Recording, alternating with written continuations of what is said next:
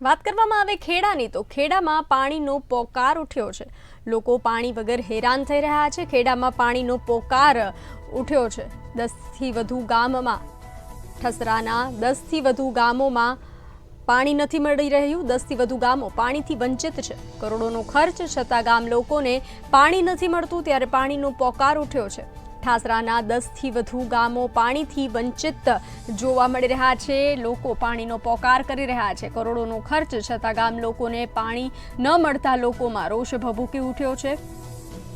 ખેડામાં પાણીનો પોકાર સામે આવ્યો છે। લોકો પાણી વગર ત્રાહિમામ પોકારી ઉઠ્યા છે। કરોડોનો ખર્ચ કરવા છતાં ઠાસરાના 10થી વધુ ગામો પાણીથી વંચિત જોવા મળી રહ્યા છે।